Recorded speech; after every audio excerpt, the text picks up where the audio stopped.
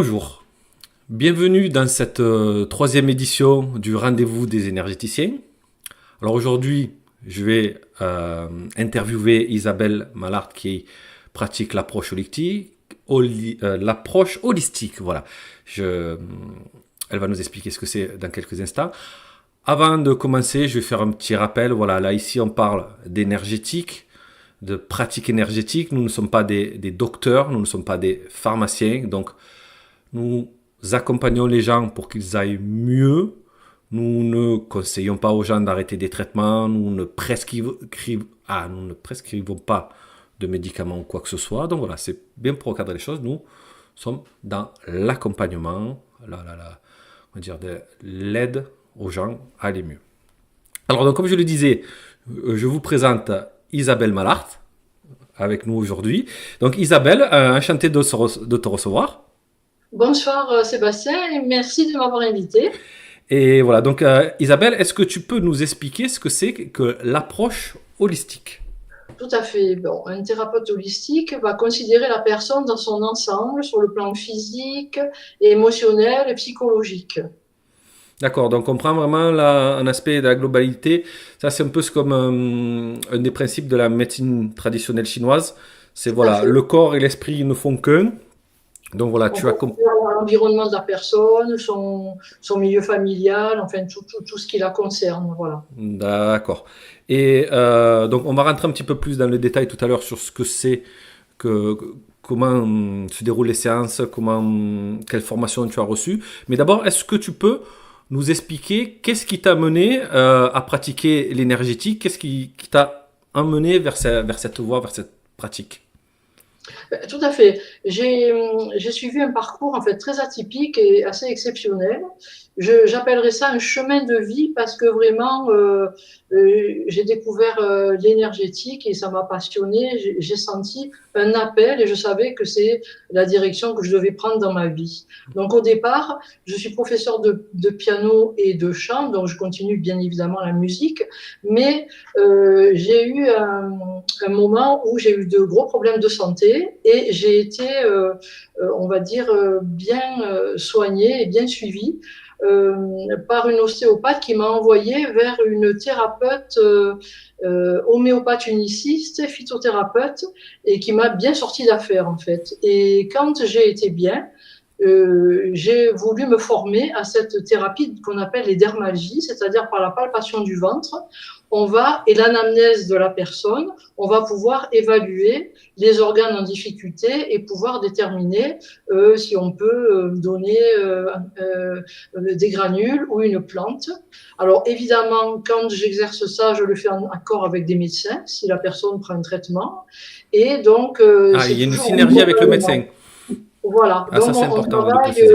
en coordination, je travaille avec les médecins, D'accord. surtout si c'est un traitement qui est lourd, qui est important, je vais pouvoir moi l'accompagner, aider la personne à mieux supporter ce traitement par exemple. Voilà. D'accord, ah, c'est rigolo cette histoire. C'est pas la première fois que j'entends quelqu'un qui s'est fait mal. La première personne qu'on a reçue à cette émission, Benjamin Barlet, que tu connais, lui, il avait eu un accident de saut à ski. D'accord. Donc, truc très grave au dos. Et c'est quelqu'un qui pratique la médecine traditionnelle chinoise qui l'a remis en forme. Et c'est comme ça qu'il s'y est mis. Donc, c'est rigolo, ces similitudes comme tu parles de chemin de vie.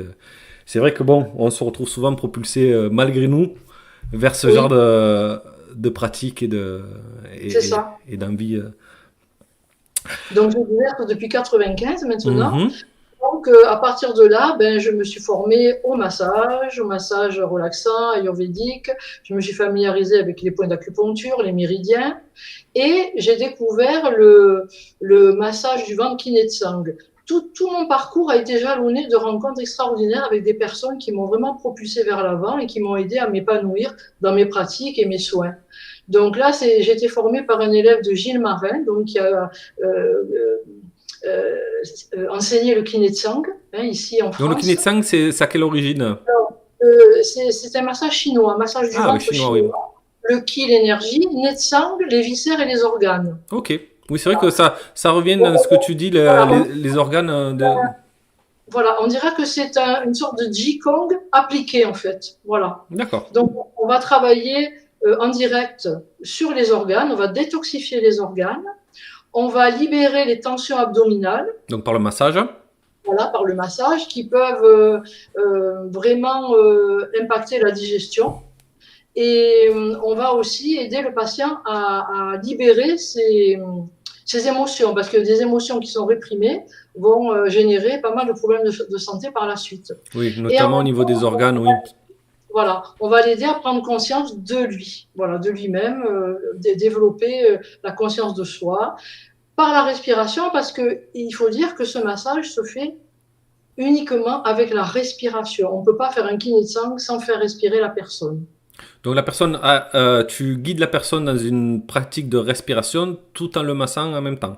Tout à fait. Ok. Donc d'abord, quand une personne vient, je vais lui demander de respirer pour voir comment elle respire. Mhm. Il y a beaucoup de personnes qui ne savent pas respirer, qui inspirent, qui rentrent le ventre en inspirant, qui font le contraire. Enfin, donc là, il faut bien mettre en place la respiration abdominale. Donc on prend le temps. S'il faut prendre 10 minutes, un quart d'heure, je prends le temps.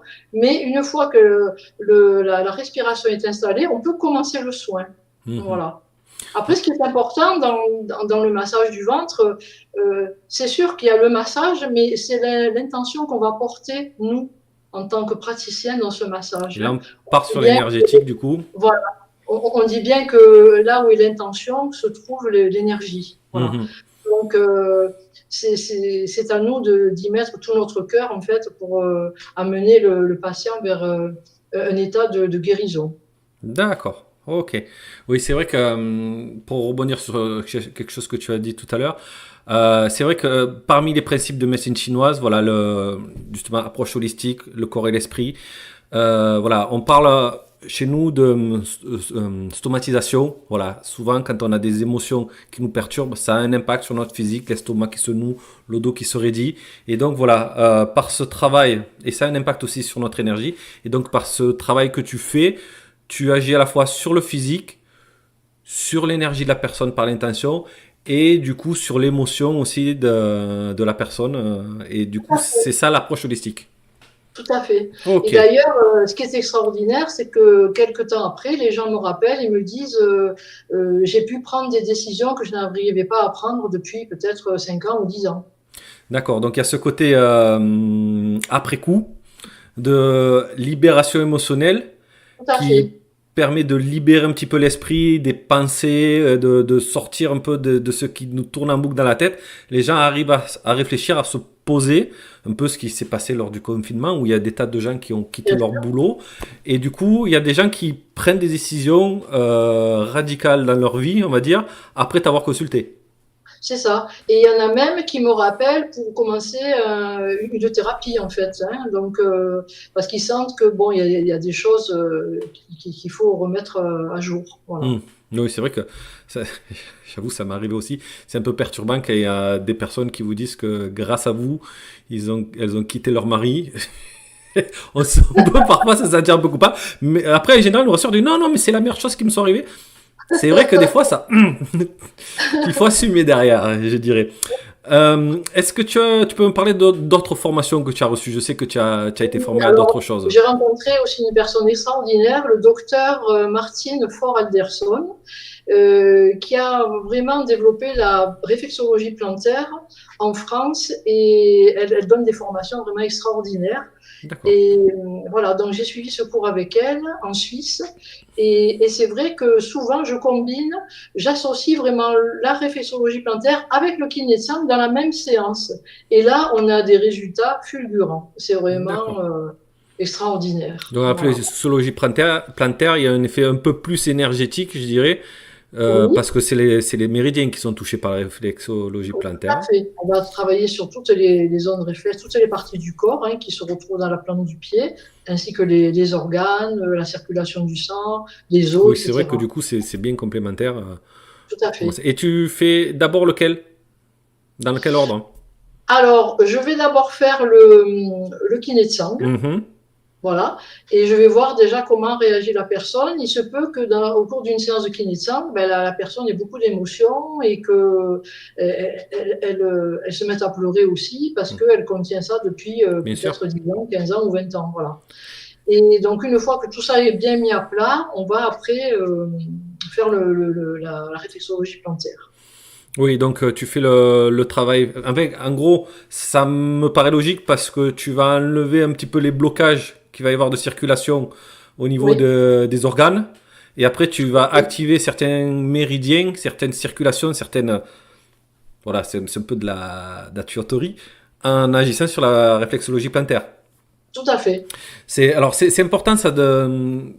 J'évite les praticiens qui nous écoutent, qui font qui ont beaucoup de cordes à leur arc, de bien réfléchir à l'ordre dans lequel ils font les choses, quitte alors, je ne devrais pas dire ça, mais à faire des essais peut-être sur les proches, surtout pas trop, mais je vais donner un autre exemple. Avant, je faisais, parce que dans mon cabinet, je pratiquais l'EFT sur quelqu'un. Donc l'EFT, c'est des points d'acupuncture, je pense que tout le monde Oui, je connaît. connais. Voilà, sur la personne pour l'aider à se libérer de quelque chose. Et en général, les personnes, après, elles avaient des émotions, elles pleuraient, un peu comme toi. Et après, ce que je faisais, je leur faisais un équilibrage énergétique. Et en fait, je me suis rendu compte en discutant avec d'autres énergéticiens, alors heureusement assez rapidement, qu'en fait, c'était contre-productif et c'était plus logique de faire l'inverse.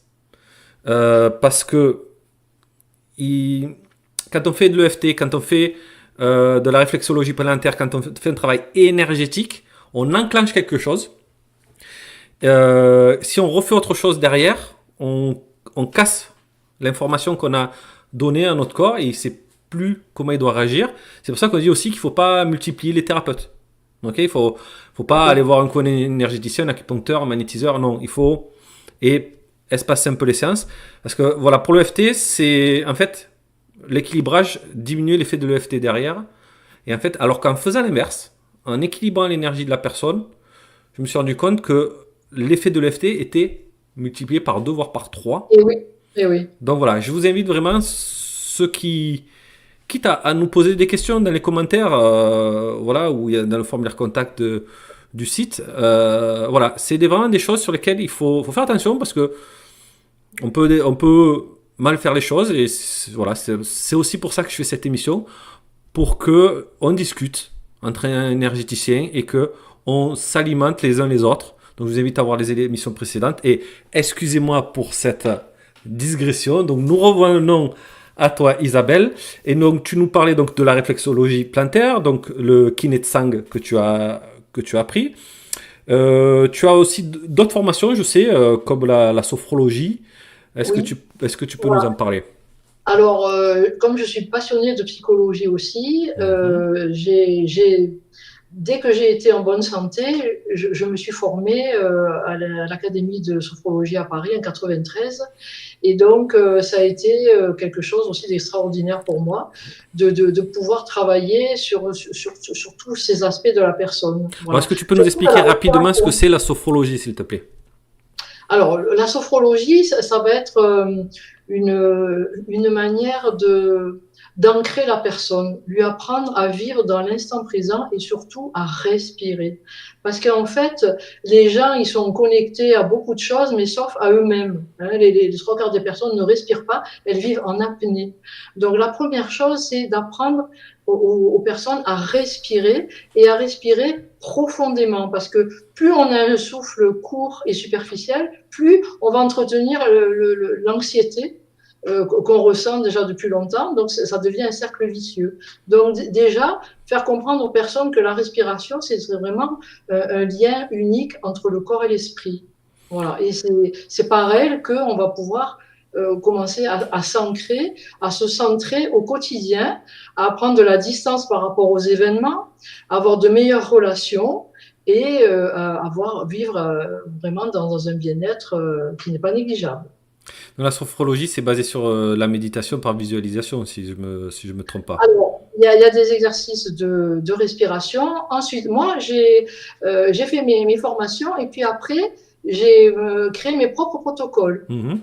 C'est-à-dire, comme je suis musicienne, je fais Ah travailler, oui. voilà, je fais travailler la personne sur sa voix. Parce que la voix, c'est très évocateur. Par la voix, on ressent beaucoup de choses. Et une personne qui prend conscience de sa propre voix, ça va déjà beaucoup l'aider dans le cheminement et dans la verbalisation. Voilà. Alors, en début d'une séance de sophrologie, je vais aussi, euh, pour permettre à la personne de s'ancrer davantage, avant de commencer le relâchement allongé, les visualisations, je vais faire quelques mouvements de Qigong. On va Mhm, travailler sur le méridien ceinture, le Dai Mai, qu'on appelle en médecine chinoise, et mhm. qui permet de réguler déjà les émotions. Parce que les personnes, elles arrivent à une séance, elles ont le mental qui travaille à 100 à l'heure. Donc déjà, on va essayer de se poser pour faire un travail beaucoup plus fructueux.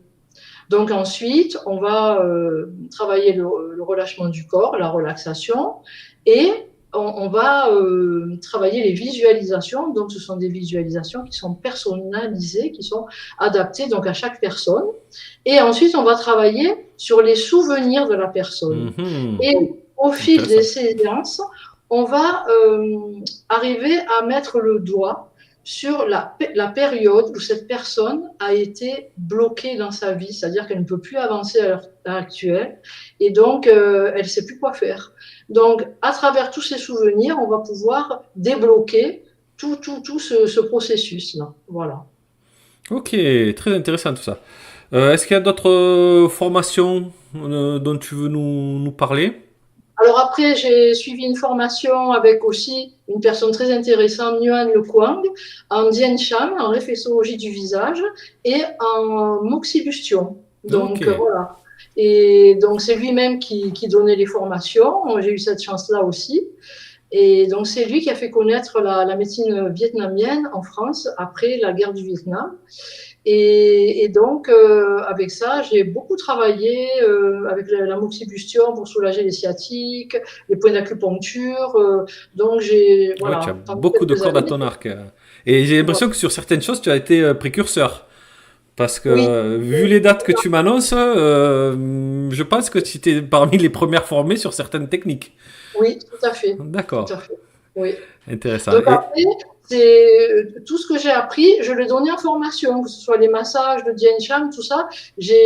Comme j'étais, bon, je suis une ancienne enseignante, j'ai voulu utiliser donc ma pédagogie pour former des personnes qui le souhaitaient. Oui, on y vient souvent.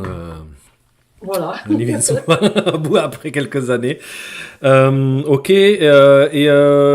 Dernier truc dont on avait parlé, tu as été formé aussi au Reiki RKL, Oui, c'est ça. Donc, avec Benjamin Barlet et Guillaume Barlet, que je salue et que je remercie au passage. que les Donc, auditeurs fidèles doivent connaître. voilà, donc je continue toujours mes formations et surtout celle-ci qui est aussi très très intéressante. Je confirme, Voilà, je la suis aussi. voilà, et donc que je commence à pratiquer au cabinet. Voilà. Ok, super. Alors, euh, ok, ben écoute, on voit que tu as beaucoup de cordes à ton arc. Et du coup, j'imagine que tu pratiques pas tout ça à chaque fois sur tout le monde. Mais est-ce que tu peux nous expliquer comment se déroule une séance? Voilà, un patient qui arrive chez toi pour la première fois ou les fois d'après. Comment ça se passe exactement? Alors, déjà, bon, ben, je demande à la personne ben, quel est son problème, hein, qu'est-ce qui l'amène, bien sûr, à me rencontrer, etc. Donc, on va un petit peu faire le tour de la question. Et moi, je vais aussi voir dans ce qu'elle ne me dit pas, que moi, je perçois. Mhm. Donc, ensemble, moi, je vais proposer un protocole de soins. Donc, on va peut-être commencer le premier jour par une séance de sophrologie parce que c'est peut-être une personne qui a besoin de parler, qui est peut-être en début de dépression. On va commencer déjà, je vais lui proposer déjà une séance comme ça. Donc Et d'abord, puis, tu plus apaises tard, la personne. voilà, voilà. Et plus tard, on va peut-être 2 séances après, je vais proposer un kiné de sang, par exemple. Mhm. Voilà qui va l'aider à se recentrer, à prendre conscience de son corps, de ses émotions, etc. Voilà. Et quelquefois, c'est l'inverse. Quelquefois, une personne va venir pour un massage et au cours du massage, je vais détecter des zones de blocage. Donc, je vais dire, D'accord. écoutez, on va quand même, si vous êtes d'accord, je vais traiter 2 ou 3 points d'acupuncture là, parce que là, votre estomac, il fonctionne pas, ou il y a un blocage. On va essayer de voir ça. Ah, tu as une Et sacrée sensibilité pour arriver à capter ça au niveau des massages. voilà, C'est voilà. impressionnant. Ouais. Voilà. Et je l'ai appris dès le début. Au début, j'ai été formée au dojo d'Avignon avec un gars qui nous mettait déjà dans les points d'acupuncture. Vous voyez, quand on fait un massage, c'est pas des mouvements, c'est pas, on fait pas du mécanique. On a une personne entre les mains et on va s'adapter à cette personne. Mhm. Où sont les blocages, qu'est-ce qui va pas, voilà. Et donc c'est vrai que moi j'aime pas trop le massage relaxant, j'appelle ça relaxant parce que j'aime pas trop californien, tous ces Mhm. termes, parce que pour moi ça veut pas dire grand chose. Une personne est là et je vais sentir ce qui va pas, ce qui va, on va travailler, on va améliorer, on va essayer d'équilibrer, voilà. Ok, super. Super, donc tu travailles sur plusieurs séances. Et ouais, donc j'imagine, tu te prépares. Comment est-ce que tu te prépares un soin? Est-ce que tu fais. Alors, pendant 10 minutes avant le rendez-vous, je, je, je respire bien, je fais beaucoup de Ok, tu te respiration, centres, on va je dire, par la repense, respiration. voilà, pour pouvoir être vraiment, avoir l'esprit disponible et être à l'écoute Donc ça, c'est au très mieux de la important, ceux qui nous personne. écoutent, se Voilà, centrer avant un soin. J'imagine que tu t'ancres aussi. c'est ça, c'est ça. Voilà, ancrage, centrage, ouais, ben comme, comme moi. Mettre la personne en confiance parce que Mhm. c'est le principal. Une personne qui vient pour la première fois, elle ne me connaît pas. Oui, donc Euh, une grosse anamnèse sur la première séance, on va dire. Et surtout quand on va faire un kiné de sang, c'est une région qui est très intime, le ventre. Donc, il faut vraiment mettre la personne en confiance et voilà, qu'elle puisse vraiment se laisser aller, quoi, se détendre. Se détendre, oui, ça marche beaucoup mieux, surtout au niveau du travail énergétique, si la personne se détend. Ok, c'est très intéressant tout ça. Est-ce que tu aurais une petite anecdote à nous raconter sur un soin un peu particulier, quelque chose qui t'a marqué? Euh, c'est vrai que j'ai toujours des retours assez un peu différents d'une personne à l'autre. Mhm. Euh, Après une réflexologie plantaire, il y a une personne qui m'a dit j'avais eu jamais conscience de mes pieds, quoi. En fait, D'accord. les pieds, on s'en sert beaucoup, on leur demande beaucoup d'efforts, mais on s'en occupe pas beaucoup. Ils sont souvent Et tendus, ouais. une personne qui s'est mis à faire de la danse après une réflexologie plantaire, voilà, quelque chose comme ça. D'accord. Ok. Je vais voir si on a des questions. Alors voilà, c'est le moment des questions. S'il y a des questions que vous souhaitez poser dans le chat, voilà, nous avons quelques personnes. Je vois pas de questions pour le moment. Écoute, bon, mais s'il n'y a pas de questions, euh, on va clôturer comme cela. Alors, ce que je vais faire, c'est que, voilà, si vous souhaitez, alors, tu es dans les Bouches-du-Rhône. Oui, je suis à Arles. Tu as Arles, voilà. Donc je voulais dire s'il y a des gens qui souhaitent rencontrer Isabelle, il n'y a pas de souci. Je vais mettre son adresse mail en description. Est-ce que tu peux nous la dire quelle est ton adresse mail? Alors c'est Isa, I-S-A, Ok. Malatre, M-A, tout attaché, L-A-R-T-R-E, Voilà. arrobase free.fr. Oui, en plus son nom est sur la Et vignette sinon, de la vidéo. sinon, mon site, c'est isa-relaxation.com. Ok, je mettrai tout ça en description. Donc, bah, écoute, je te remercie de t'être prêté au jeu de cette interview. C'est moi qui Voilà, est-ce que tu as un mot de la fin ou est-ce que je conclue? ben, je suis ravie d'avoir pu faire cette vidéo en ta compagnie et c'est très important pour moi ça a été un moment de faire un bilan déjà de toute on va dire ma carrière déjà, Ah parce oui, que parce déjà que tu as commencé tôt, depuis ouais. 95, voilà. Et, et ça m'a fait énormément plaisir de pouvoir préparer cette interview. Eh bien, Voilà. écoute, je te remercie. Et comme vous avez pu le voir, voilà, on a eu avec nous une pionnière dans, on va dire, les pratiques bien-être, énergétique, massage, ça avec beaucoup d'expérience. Donc, je la remercie évidemment pour cela. Et donc, je vous donne rendez-vous dans 2 mois pour notre prochaine émission. J'espère que ça vous a plu. N'hésitez pas à mettre des messages dans les commentaires. Je les lirai et je les transmettrai à Isabelle si nécessaire. Et voilà, on se retrouve dans 2 mois avec Frédéric, probablement. Et voilà, donc je vous souhaite une excellente fin de journée et je vous dis à la prochaine. Merci, au revoir. Au revoir Sébastien. Au revoir.